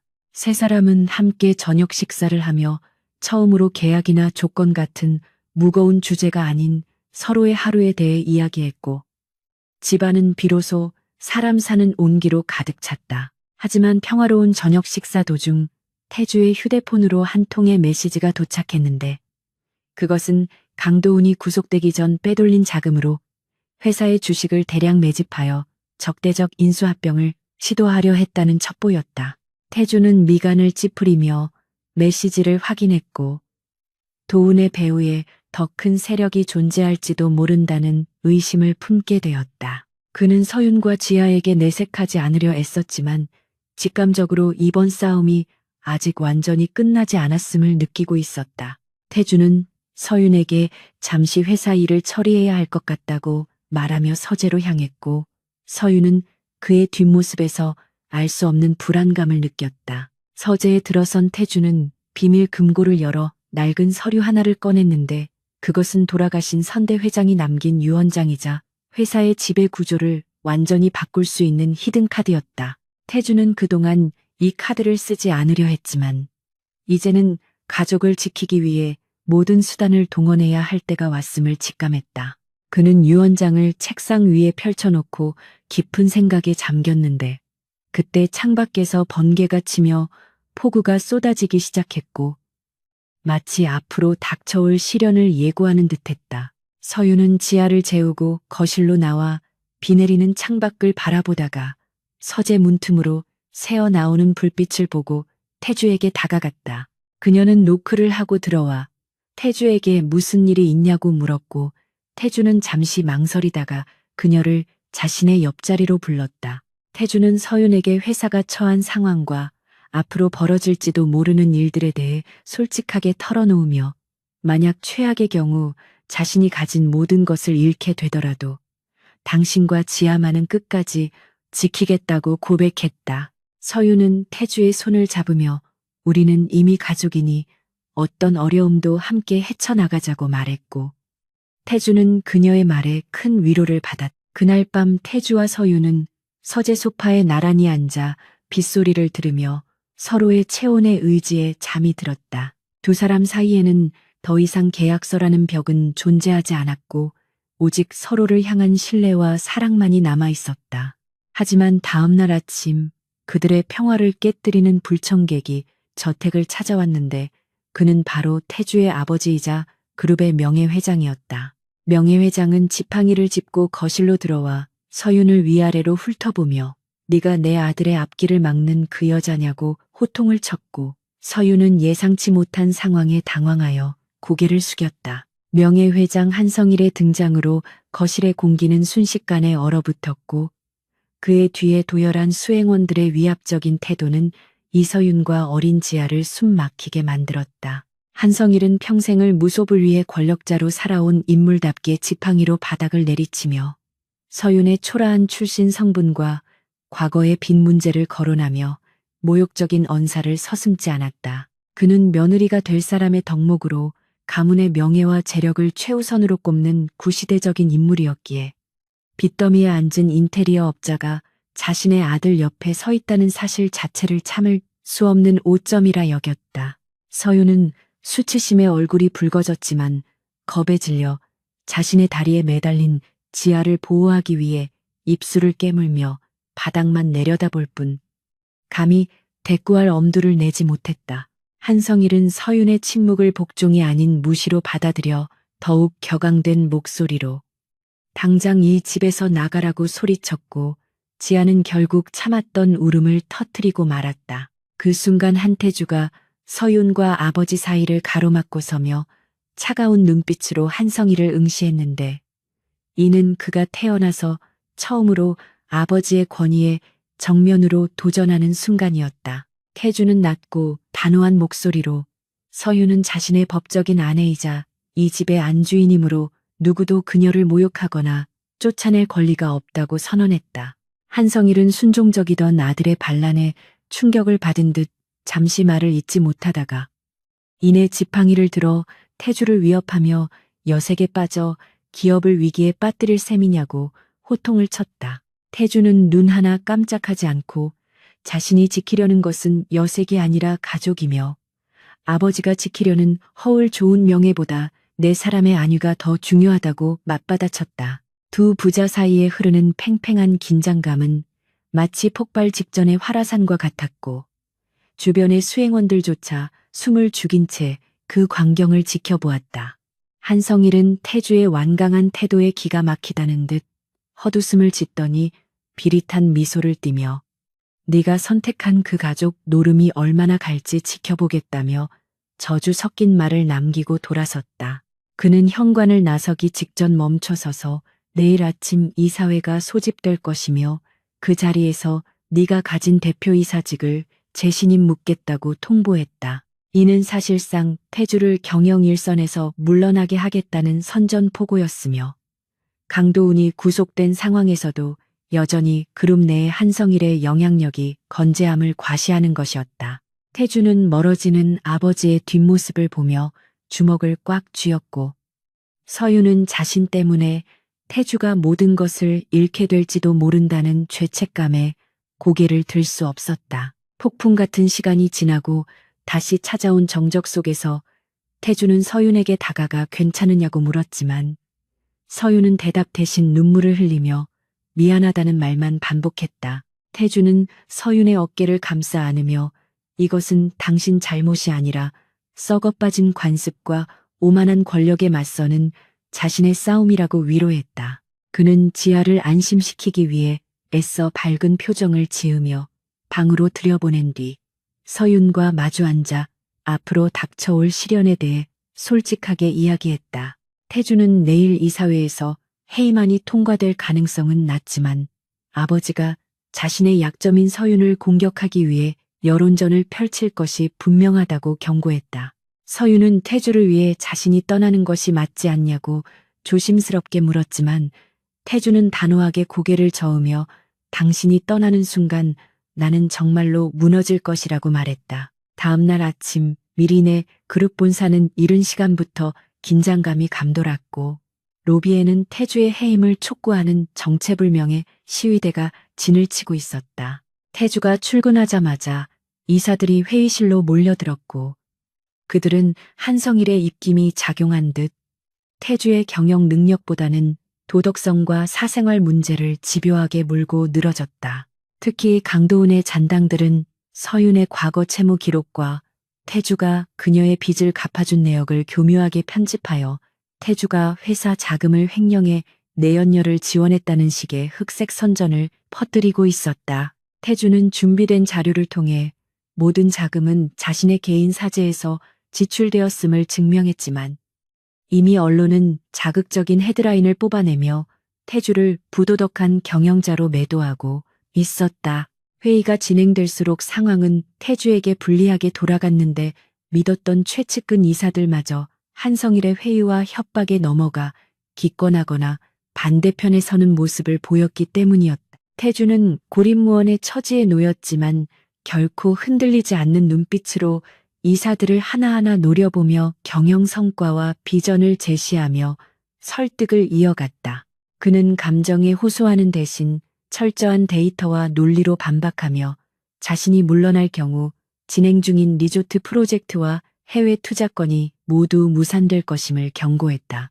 치열한 공방 끝에 해임안 표결은 보류되었지만 태주의 리더십은 큰 상처를 입었고 주가는 곤두박질치기 시작했다. 퇴근 후 지친 몸을 이끌고 집에 돌아온 태주는 현관에 놓인 서윤의 신발을 보고 안도감을 느꼈지만 집안의 분위기는 여전히 무거웠다. 서윤은 태주의 안색을 살피며 아무 말 없이 따뜻한 저녁상을 차려주었고 태주는 밥알이 모래알처럼 느껴졌지만 그녀의 정성을 생각해 꾸역꾸역 숟가락을 들었다. 식사 도중 뉴스에서 태주의 해임 위기와 서윤에 대한 악의적인 보도가 흘러나오자 서윤은 황급히 텔레비전을 껐지만 이미 지하조차 눈치를 채고 불안해하는 기색이 역력했다. 태주는 숟가락을 내려놓고 서윤의 손을 잡으며 언론은 곧 잠잠해질 것이니 신경 쓰지 말라고 했지만 서윤의 손은 차갑게 떨리고 있었다. 그날 밤 서윤은 잠든 태주의 얼굴을 한참 동안 들여다보다가 조용히 침대에서 일어나 거실로 나갔다. 그녀는 자신의 존재가 태주의 날개를 꺾고 그를 벼랑 끝으로 몰아넣고 있다는 사실을 견딜 수 없었다. 서윤은 식탁에 앉아 미리 준비해둔 편지를 꺼내어 태주에게 작별 인사를 적어 내려갔는데 눈물이 종이 위로 뚝뚝 떨어져 글씨가 번졌다. 그녀는 계약 결혼의 대가로 받은 돈을 모두 돌려주겠다는 내용과 함께 지아와 자신은 먼 곳으로 떠나 다시는 나타나지 않겠다고 썼다. 짐을 챙겨 현관을 나서려던 순간 어둠 속에서 누군가의 손이 그녀의 손목을 강하게 낚아챘다. 놀란 서윤이 뒤를 돌아보자 태주가 붉게 충혈된 눈으로 그녀를 노려보고 있었는데 그의 표정은 분노와 슬픔이 뒤섞여 일그러져 있었다. 태주는 거칠게 서윤을 벽으로 밀어붙이며 도망치는 것이 당신이 말한 사랑이냐고 소리쳤고 서윤은 흐느끼며 이것만이 당신을 살리는 길이라고 대답했다. 태주는 서윤이 쓴 편지를 낚아채 갈기갈기 찢어 허공에 날려버리며 내가 필요한 건 회장 직함이나 돈이 아니라 바로 당신이라고 절규했다. 태주의 고백은 서윤의 가슴을 후벼 팠고 두 사람은 서로를 부둥켜 안고 현관 바닥에 주저앉아 오열했다. 태주는 서윤을 진정시킨 뒤 다시는 떠나지 않겠다는 약속을 받아내고 그녀를 방으로 데리고 들어갔지만 마음 한구석에는 여전히 불안감이 자리 잡고 있었다. 그는 아버지가 단순히 여론전으로 끝내지 않을 것임을 직감하고 있었고 서윤을 지키기 위해서는 방어가 아닌 공격이 필요하다는 결론을 내렸다. 다음 날 태주는 새벽같이 출근하여 비밀리에 관리하던 비자금 장부를 꺼내 들었는데 그것은 한성일과 강도훈이 과거에 저지른 불법 증여와 탈세의 증거들이 담긴 판도라의 상자였다. 태주는 이것을 터뜨리면 그룹 전체가 흔들리고 자신 또한 타격을 입겠지만 서윤을 지키기 위해서는 공멸도 불사하겠다는 각오를 다졌다. 하지만 태주가 반격을 준비하기도 전에 한성일은 더 잔인한 수를 두었는데 그는 서윤의 여동생인 지아가 다니는 유치원에 압력을 넣어 퇴원 조치시키고 서윤이 살던 옛 동네에 채권자들을 다시 부추겨 저택 앞으로 몰려들게 만들었다. 빚쟁이들은 확성기를 들고 서윤을 내놓으라고 고래고래 소리를 질렀고 저택 주변은 순식간에 아수라장이 되었다. 지아는 공포에 질려 방구석에 숨어 나오지 않았고 서윤은 창백해진 얼굴로 창밖을 내다보며 절망했다. 태주는 보안 요원들을 시켜 그들을 쫓아내려 했지만 법적인 채권 추심이라는 명목하에 경찰조차 개입을 꺼려하는 상황이었다. 이때 서윤은 결단을 내린 듯 태주에게 자신이 나가서 해결하겠다고 말했지만 태주는 그녀를 막아서며 절대 안 된다고 소리쳤다. 그러나 서윤은 더 이상 태주 뒤에 숨어만 있을 수는 없다며 뿌리치고 현관문을 열고 나갔다. 대문 앞에 선 서윤은 험악한 빚쟁이들과 카메라를 들이대는 기자들 앞에 섰고 쏟아지는 플래시 세례와 욕설 속에서도 당당하게 고개를 들었다. 그녀는 마이크를 잡고 자신의 과거 빚은 사실이지만 태주가 횡령한 돈으로 갚은 것이 아니며 자신이 정당한 노동과 계약을 통해 변제해 나가고 있음을 또렷하게 밝혔다. 서윤의 용기 있는 행동에 잠시 소란이 잦아들었지만 곧이어 빚쟁이 중 한 명이 돌을 던져 서윤의 이마를 맞췄고 그녀는 피를 흘리며 쓰러졌다. 그 순간 대문이 열리며 태주가 뛰쳐나와 피 흘리는 서윤을 안아 일으켰고 그의 눈에서는 억눌려왔던 분노가 폭발했다. 태주는 서윤을 품에 안은 채 차가운 눈빛으로 군중을 쏘아보았고 그 살기에 눌려 사람들은 뒷걸음질 쳤다. 태주는 카메라를 향해 지금 이 시간부로 내 아내에게 손대거나 모욕하는 자는 누구든 파멸시킬 것이라고 선전포고를 했고 그 모습은 생중계되어 전 국민에게 충격을 주었다. 병원으로 이송된 서윤은 응급처치를 받고 잠이 들었고 태주는 그녀의 곁을 지키며 피 묻은 자신의 손을 바라보았다. 그는 더 이상 아버지의 아들이나 그룹의 대표가 아닌 한 여자의 남편으로서 살아가기로 결심했다. 태주는 병실을 나와 비서실장에게 전화를 걸어 이사회를 소집하라고 지시했는데 이번 안건은 자신의 해임이 아니라 한성일 명예회장의 퇴진과 그룹의 전면적인 개혁이었다.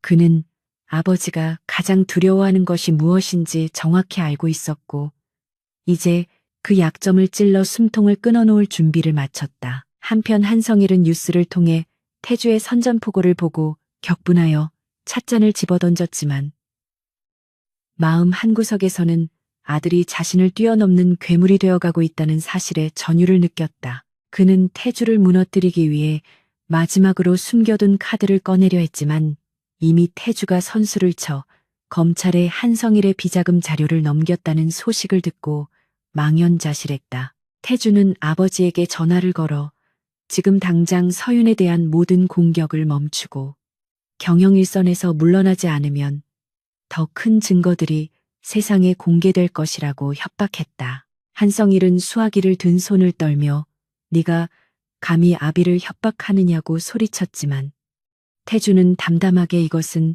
협박이 아니라 통보라고 대답하고 전화를 끊었다. 그날 밤 병실에서 깨어난 서윤은 태주가 자신의 손을 잡고 잠들어 있는 모습을 보며 눈물을 흘렸다. 그녀는 태주의 머리카락을 쓰다듬으며 그가 짊어진 무게를 함께 나누겠다고 다짐했고 태주는 서윤의 손길에 눈을 뜨고 희미하게 웃어 보였다. 태주는 서윤에게 계약서를 보여주며 이제 이 종이 조각은 필요 없다고 말하고는 라이터를 켜 계약서를 태워버렸다. 불타오르는 계약서를 바라보며 두 사람은 서로에게 진정한 부부가 되었음을 확인했고 앞으로 어떤 시련이 닥쳐와도 절대 손을 놓지 않겠다고 맹세했다. 그러나 다음 날 아침 태주가 검찰에 넘긴 자료가 조작되었다는 역정보가 퍼지며 상황은 다시 반전되었다. 강도훈이 감옥 안에서 미리 심어둔 첩자를 이용해 태주가 제출한 증거를 바꿔치기 한 것이었다. 태주는 졸지에 아버지를 모함한 페류나로 몰리게 되었고 검찰은 태주에 대한 체포 영장을 발부했다. 병실로 들이닥친 수사관들을 보며 태주는 담담하게 서윤에게 금방 다녀오겠다고 말했지만 서윤은 그가 잡혀가면 다시는 돌아오지 못할 것임을 직감하고 그를 붙잡았다. 태주는 서윤의 손을 부드럽게 떼어내며 지하를 부탁한다고 말하고 수갑을 찬 채 병실을 나섰다. 홀로 남겨진 서윤은 절망했지만 곧 눈물을 닦고 일어섰다. 그녀는 태주가 남기고 간 태블릿 PC에서 그가 미처 제출하지 못한 진짜 원본 파일들이 숨겨진 클라우드 계정을 발견했다. 서윤은 이것이 태주를 구할 유일한 열쇠임을 깨닫고 자신이 직접 이 증거를 세상에 공개하기로 결심했다. 그녀는 태주의 변호인단이 아닌 방송국 탐사보도팀에게 연락을 취했고 태주가 목숨을 걸고 지키려 했던 진실을 밝히기 위해 움직이기 시작했다. 이제 싸움의 주도권은 태주가 아닌 서윤에게 넘어왔고 그녀는 더 이상 보호받는 약자가 아닌 태주를 구원할 잔다르크가 되어 전장으로 향했다. 차가운 병실에 홀로 남겨진 이서윤은 한태주가 체포되어 끌려가던 마지막 뒷모습을 떠올리며 흐르는 눈물을 닦아냈는데 그녀의 손에는 태주가 목숨보다 소중히 여겼던 태블릿 PC가 들려 있었다. 그녀는 태주가 자신을 위해 스스로 호랑이 굴로 들어갔음을 깨달았고 이제 그를 구원할 수 있는 사람은 오직 자신뿐이라는 사실에 전율하며 두려움을 용기로 바꾸기 시작했다.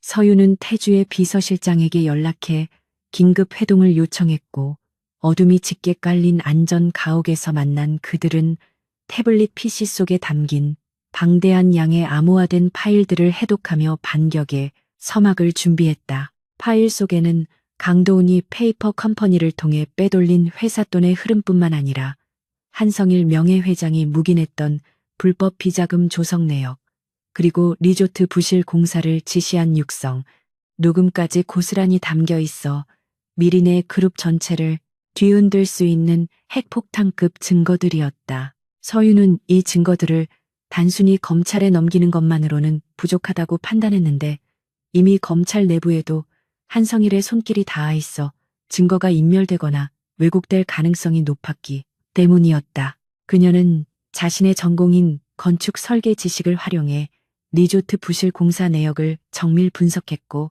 강도훈이 빼돌린 자재비가 어떻게 건물의 안전 등급을 치명적으로 낮추었는지 입증하는 기술 보고서를 작성하기 시작했다. 이것은 단순한 횡령 사건을 넘어 국민의 안전을 위협하는 대형 참사의 예고였기에 여론을 움직이고 주주들을 설득할 수 있는 가장 강력한 무기였다. 서윤은 며칠 밤을 새워가며 완벽한 프레젠테이션 자료를 만들었고 지아는 엄마처럼 따르는 언니가 힘들어할 때마다 고사리 같은 손으로 어깨를 주물러주며 무언의 응원을 보냈다. 한편 한성일 명예회장은 태주가 구속된 틈을 타 임시 주주총회를 소집하고 태주의 대표이사 해임안과 강도훈의 복권 및 신임이사 선임안을 속전속결로 처리하려 했다. 그는 언론을 통제하여 태주를 페류나로 낙인 찍고 그룹의 경영 공백을 메우기 위해 경험 많은 강도훈이 필요하다는 논리를 내세우며 주주들을 회유하고 협박했다. 주주총회 당일 회의장 주변은 태주의 퇴진을 요구하는 시위대와 취재 열기로 가득 찬 기자들로 인산인해를 이루었고 한성일은 승리를 확신하며 여유로운 표정으로 회의장에 입장했다. 그는 자신의 계획대로 모든 것이 흘러가고 있다고 믿었으나 태주가 심어놓은 마지막 변수인 이서윤이 그 자리에 나타날 것이라고는 전혀 예상하지 못했다. 주주총회가 시작되고 태주의 해임안이 상정되려는 순간 회의장 문이 열리며 서윤이 당당한 걸음으로 들어섰는데 그녀의 뒤에는 태주의 변호인단과 함께 낯선 방송국 카메라들이 따르고 있었다. 장내는 순식간에 술렁이기 시작했고 단상에 앉아있던 한성일은 경비원들에게 당장 저 여자를 끌어내라고 소리쳤지만 서윤은 태주의 위임장을 높이 들어 보이며 자신에게 발언권이 있음을 명확히 했다. 주주들은 태주의 아내이자 대리인 자격으로 온 서윤의 등장에 호기심과 우려가 섞인 시선을 보냈고 사회자는 절차상 그녀의 발언을 막을 명분이 없어 난감해했다. 서윤은 떨리는 마음을 가라앉히고 마이크 앞에 서서 주주들을 향해 태주의 횡령 혐의는 조작되었으며 진짜 범인은 따로 있다는 충격적인 선언을 했다. 서윤은 준비해 온 기술 보고서를 대형 스크린에 띄우며 강도훈이 주도한 리조트 건설 현장의 참담한 실태를 낱낱이 고발했는데 그녀의 전문적인 설명은 주주들에게 큰 충격을 안겨주었다. 그녀는 기둥에 들어가야 할 철근의 양이 절반으로 줄어들었고 내진 설계가 무시된 채 시공된 구역들을 구체적인 수치와 도면으로 증명하며 만약 이대로 개장했다면 대형 붕괴, 사고가 발생했을 것이라고 경고했다. 이어서 그녀는 강도훈과 한성일의 육성이 담긴 녹취록을 공개했는데 그 속에는 안전보다는 비용 절감을 우선시하며 사고가 나면 보험 처리하면 그만이라는 식의 대화가 적나라하게 담겨 있어 장내는 경악과 분노로 들끓기 시작했다. 한성일은 얼굴이 흑빛으로 변하여 서윤의 말을 끊으려 했지만 이미 주주들의 눈빛은 차갑게 식어 그를 향한 불신으로 바뀌어 있었다. 바로 그 순간 굳게 닫혀있던 회의장 측면 문이 열리며 검찰 수사관들과 함께 정장을 말끔하게 차려입은 한태주가 걸어 들어왔는데 그의 등장만으로도 회의장의 공기는 완전히 뒤바뀌었다. 사실 태주는 구속된 것이 아니라 검찰 내의 특수수사팀과 비밀리에 공조하여 한성일과 강도훈의 꼬리를 잡기 위해 스스로 미끼가 되었던 것이었다. 태주는 서윤이 공개한 증거들이 결정타가 되어 수사팀이 움직일 수 있는 명분을 만들어주자 곧바로 혐의를 벗고 화려하게 귀환한 것이었다. 태주는 연단으로 걸어와 서윤의 손을 꼭 잡으며 그녀에게 감사의 눈빛을 보냈고 서윤은 안도감에 다리가 풀릴 뻔했지만 태주의 든든한 어깨에 의지해 버텼다. 태주는 마이크를 잡고 떨고 있는 한성일을 향해 이제 그만 탐욕의 시대를 끝내고 물러나시라고 정중하지만 단호하게 통보했다. 그는 자신이 구치소에 있는 동안 확보한 강도훈의 옥중 지시 메모와 한성일의 차명 계좌 내역을 추가로 공개하며 이것이 미린의 그룹을 좀먹어온 구시대의 유물이라고 일갈했다. 주주들은 태주의 압도적인 카리스마와 명백한 증거들 앞에서 태주의 이름을 연호하기 시작했고 해임안은 자연스럽게 폐기되었으며 오히려 한성일의 명예회장직 박탈과 강도훈의 영구 제명안이 긴급 상정되었다. 한성일은 믿었던 이사들마저 자신을 외면하고 태주에게 줄을 서는 모습을 보며 권력의 무상함을 뼈저리게 느껴야 했다. 결국 주주총회는 태주의 완벽한 승리로 끝이 났고 한성일은 건강 악화를 핑계로 뒷문으로 쓸쓸히 퇴장했으며 강도우는 추가 혐의가 드러나 옥중에서 더욱 긴 수영 생활을 하게 될 처지에 놓였다. 회의가 끝난 후 태주와 서유는 쏟아지는 플래시 세례를 받으며 회의장을 빠져나왔는데 두 사람은 어떠한 질문에도 대답하지 않고 서로의 손을 잡은 채 묵묵히 걸었다. 그들의 맞잡은 손은 그 어떤 말보다 강력한 메시지를 전달하고 있었으며 이제 그들을 갈라놓을 수 있는 것은 아무것도 없다는 것을 세상에 공표하는 듯했다. 집무실로 돌아온 태주는 서윤을 소파에 앉히고 무릎을 꿇어 그녀의 눈높이를 맞추며 고맙고 미안하다는 말을 건넸다. 그는 자신이 계획했던 시나리오보다 훨씬 더 완벽하게 상황을 반전시킨 서윤의 용기와 지혜에 진심으로 감탄하며 그녀가 없었다면 자신은 영원히 어둠 속에 갇혀 있었을 것이라고 고백했다. 서윤은 태주의 얼굴을 감싸주며 당신이 무사해서 다행이라고 눈물을 글썽였고 태주는 그런 서윤을 깊이 포옹하며 다시는 당신을 혼자 두지 않겠다고 맹세했다. 그때 집무실 문이 벌컥 열리며 지아가 뛰어들어와 두 사람의 다리에 매달렸고 긴장감으로 가득했던 공간은 순식간에 아이의 웃음소리로 채워졌다. 며칠 후 태주는 그룹 차원에서 대대적인 쇄신안을 발표하며 리조트 건설 전면 재검토와 함께 피해를 입은 하청업체들에 대한 보상안을 내놓았다. 그는 서윤을 리조트 프로젝트의 총괄 디자인 디렉터로 정식 임명하며 그녀의 실력을 공개적으로 인정했고 이는 낙하산 인사가 아닌 철저한 능력 위주의 인사라는 점을 강조했다. 서윤은 처음에는 부담스러워 고사하려 했으나 태주가 당신만이 이 프로젝트를 가장 투명하고 아름답게 완성할 수 있다고 설득하자 결국 수락했다. 두 사람은 이제 부부이자 비즈니스 파트너로서 함께 일하며 무너진 신뢰를 다시 쌓아 올리기 위해 밤낮 없이 현장을 누볐다. 어느 날 늦은 밤 야근을 마치고 퇴근하던 차 안에서 태주는 창밖의 야경을 바라보며 문득 서윤에게 정식으로 프러포즈를 하고 싶다는 생각을 했다. 그동안의 결혼은 계약에 의한 것이었고 서로의 필요에 의해 맺어진 관계였기에 태주는 서윤에게 진짜 남편으로서의 사랑과 헌신을 약속하는 절차가 필요하다고 느꼈다.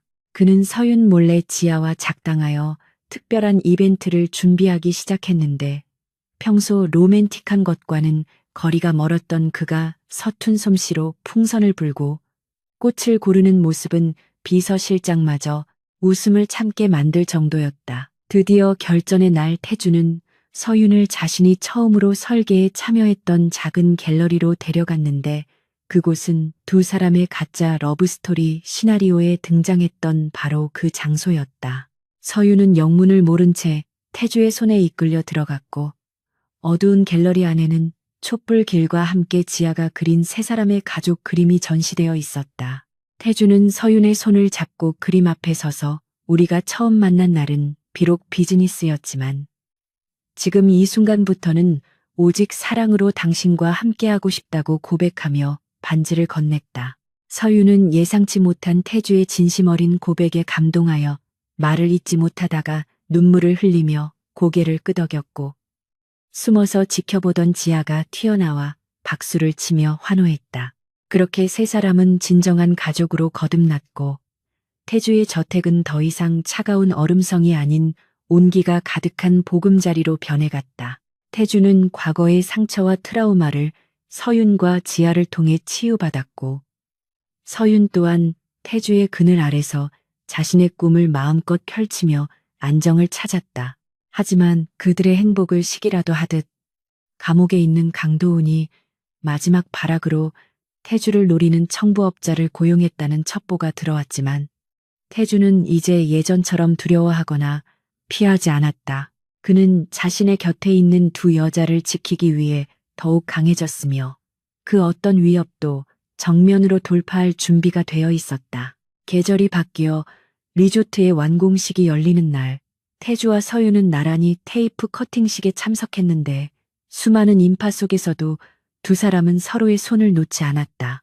완공된 리조트는 서윤의 감각적인 디자인과 태주의 철저한 시공 관리가 어우러져 자연과 하나 되는 걸작으로 탄생했고 언론과 평단으로부터 극찬을 받았다. 행사가 끝난 후 태주는 서윤과 지아를 데리고 리조트의 가장 높은 전망대에 올라 노을이 지는 풍경을 바라보았다. 붉게 물드는 하늘 아래서 태주는 서윤에게 귓속말로 이제 우리에게 남은 건 행복한 미래뿐이라고 속삭였고 서윤은 환하게 웃으며 그 말에 동의했다. 눈부시게 쏟아지는 봄 햇살이 미린의 포레스트 리조트의 야외 정원을 가득 채우고 있었지만 예식장 한쪽에 서 있는 한태주의 표정은 여전히 긴장으로 굳어 있었다. 그는 대한민국 재계를 쥐락펴락하는 냉철한 기업가로서 수많은 협상 테이블과 이사회 앞에서도 눈 하나 깜짝하지 않았던 인물이었지만 오늘만큼은 손바닥에 배어 나오는 식은땀을 감출 수 없었다. 거울 속에 비친 자신의 모습은 완벽하게 재단된 턱시도를 입고 있었으나 그 안의 심장은 마치 처음 사랑에 빠진 소년처럼 요동치고 있었는데 오늘은 바로 그가 이서윤과 진짜 부부가 되는 결혼식 날이었기 때문이었다. 비서실장이 다가와 모든 보안 점검이 완료되었으며 강도은이 감옥에서 사주했던 마지막 위협 세력까지 완전히 일망타진되었다는 보고를 속삭이자 그제야 태주의 어깨에 들어가 있던 힘이 빠지며 안도의 한숨이 새어 나왔다. 태주는 자신이 걸어온 지난 1년의 시간을 되돌아보았는데 처음에는 오직 경영권 방어를 위한 방패막이로 서윤을 선택했으나 이제 그녀는 자신의 인생에서 없어서는 안 될 심장이 되어 있었다.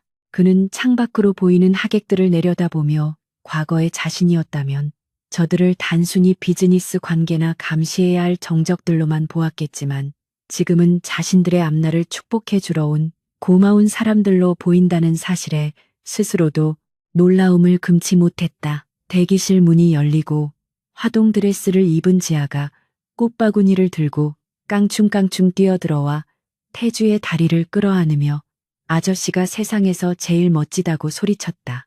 태주는 이제 아저씨가 아니라 아빠라고 불러주기로 했지 않냐며 지아를 번쩍 들어 올려 코를 맞대었고 지아는 까르르 웃으며 수줍게 아빠라고 불렀다. 버진 로드 끝에 선태주는 신부 입장 순서가 되자 숨을 멈추고 입구를 응시했는데 문이 열리고 하얀 웨딩드레스를 입은 서윤이 눈부신 자태를 드러내자 장내에서는 탄성이 터져 나왔다. 서윤은 긴장한 듯 고개를 살짝 숙이고 있었지만 태주와 눈이 마주치자 환하게 미소를 지었고 그 미소는 태주가 평생 지켜야 할 세상의 전부가 되었다. 그녀는 부모님이 안 계셨기에 홀로 입장을 해야 했지만 태주는 규칙을 깨고 버진 로드 입구까지 걸어나가 그녀의 손을 잡고 함께 걸어 들어왔다. 두 사람이 나란히 걸음을 옮길 때마다 하객들은 뜨거운 박수를 보냈고 그 소리는 마치 그동안 두 사람이 겪어낸 시련과 고난에 대한 찬사처럼 들렸다. 주례도 없이 진행된 결혼식에서 두 사람은 서로에게 직접 쓴 혼인 서약서를 낭독했는데 태주는 떨리는 목소리로 당신을 만나기 전에 내 삶은 흑백이었으나 당신과 지아를 만난 후 비로소 총천연색이 되었다고 고백했다. 그는 다시는 당신들을 혼자 두지 않을 것이며 내 모든 것을 걸고 이 행복을 지켜내겠다는 맹세를 했고 서윤은 감동의 눈물을 흘리며 그 맹세에 입맞춤으로 화답했다.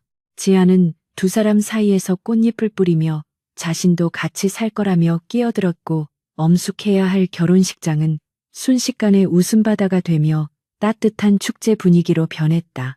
결혼식이 끝나고 피로연이 이어지는 동안 태주는 서윤의 곁을 잠시도 떠나지 않고 그녀를 살뜰히 챙겼는데 평소 그의 냉정한 모습을 기억하던 사람들은 사랑꾼으로 변한 태주의 모습에 혀를 내둘렀다. 한성일 명예회장은 건강상의 이유로 참석하지 못했지만 비서를 통해 축하 화환과 함께 며느리에게 보내는 사과 편지를 전달해왔고 서윤은 그 편지를 읽으며 묵은 앙금을 털어내고 조용히 고개를 끄덕였다.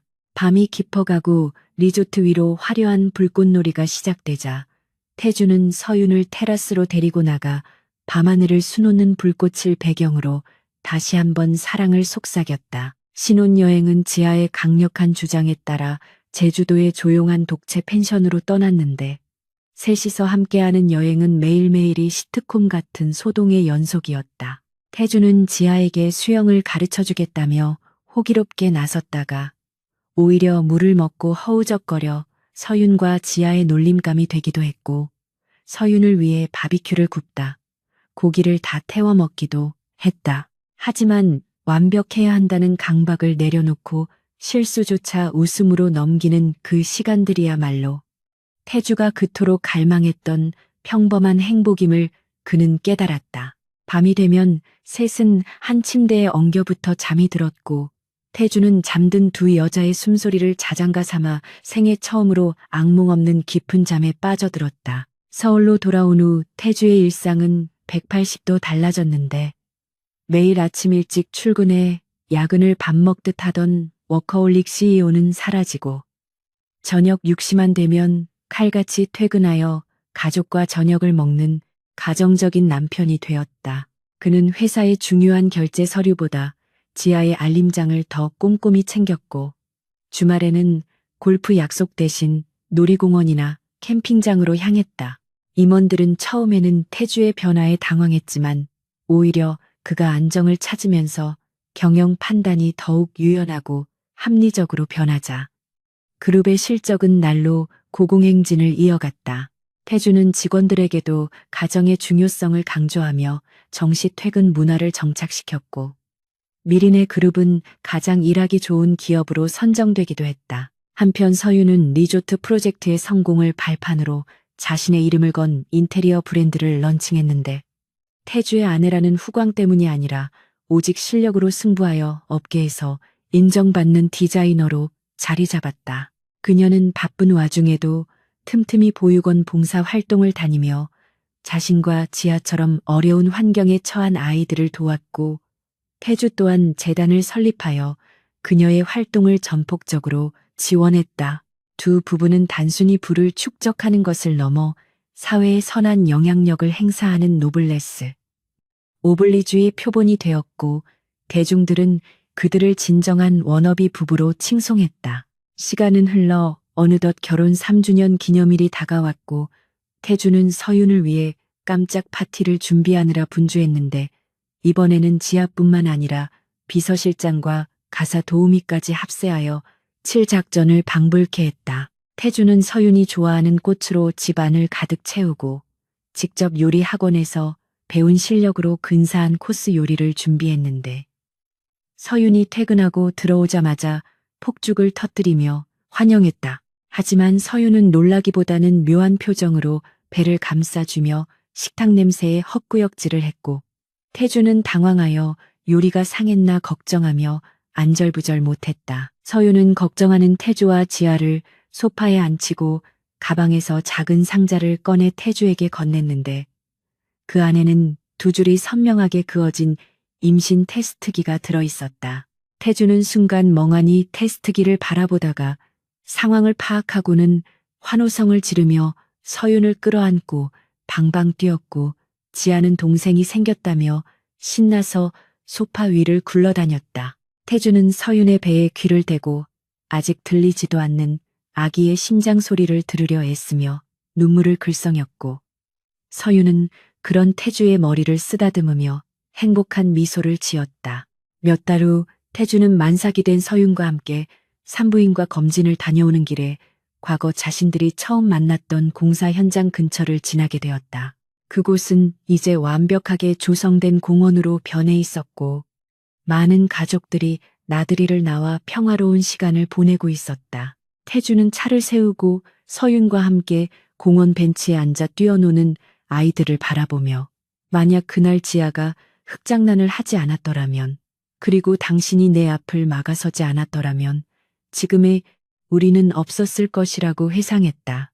서윤은 태주의 손을 잡으며 모든 것이 운명이었던 것 같다고 말했고, 태주는 운명이 아니라 당신이 만들어낸 기적이라고 정정해 주었다. 태주는 주머니에서 낡은 수첩 하나를 꺼냈는데, 그것은 과거 서윤에 대한 뒷조사 내용이 적혀 있던 비서실장의 보고 수첩이었다. 그는 서윤이 보는 앞에서 그 수첩을 찢어 쓰레기통에 버리며 이제 우리에게 과거의 기록이나 조건은 더 이상 필요 없다고 말했다. 태주는 서윤에게 앞으로 태어날 아이와 지아, 그리고 당신과 함께 늙어가는 것이 내 남은 인생의 유일한 목표라고 고백했다. 서윤은 태주의 어깨에 기대어 당신은 이미 최고의 남편이자 아빠라고 속삭였고, 두 사람은 지는 노을을 바라보며 영원히 변치 않을 사랑을 다짐했다. 5년 후 미린의 그룹 본사 로비는 크리스마스를 맞아 화려한 장식으로 꾸며져 있었고, 직원들은 연말 분위기에 들떠 있었다. 회전문이 돌아가고 한태주 회장이 들어서자 직원들은 존경심을 담아 인사했고, 태주는 따뜻한 미소로 그들에게 화답했다.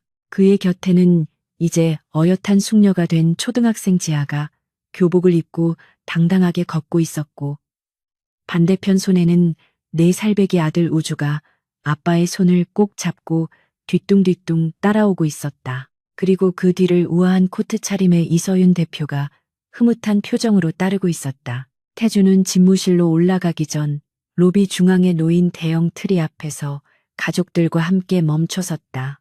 우주가 트리 장식을 만지려다 넘어질 뻔하자 태주는 재빨리 아이를 안아들었고, 지아는 동생의 신발끈을 묶어주며 의젓한 누나 노릇을 했다.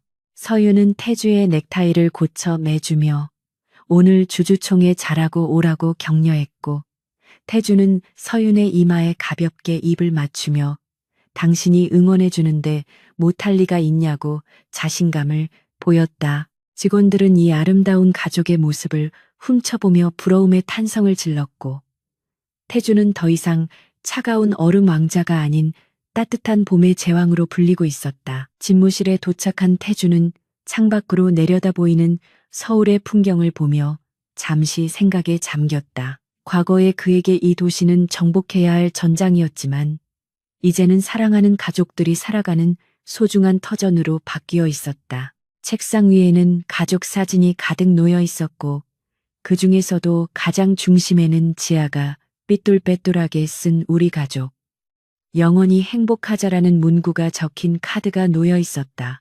태주는 그 카드를 어루만지며 입가에 미소를 띄었고, 곧이어 비서실장이 들어와 회의 준비가 끝났음을 알렸다. 태주는 자리에서 일어나 재킷을 걸치며 비서실장에게 오늘은 회의 끝나고 가족들과 뮤지컬을 보러 가기로 했으니 일정을 비워달라고 지시했다. 비서실장은 빙그레 웃으며 알겠다고 대답했고, 태주는 가벼운 발걸음으로 회의실로 향했다. 복도를 걷는 그의 뒷모습에서는 더 이상 고독이나 쓸쓸함은 찾아볼 수 없었고, 오직 충만한 행복과 자신감만이 넘쳐흐르고 있었다. 차가운 겨울바람이 불어오는 계절이었지만 한태주의 세상은 이서윤과 두 아이라는 태양이 비추는 영원한 봄날이었다.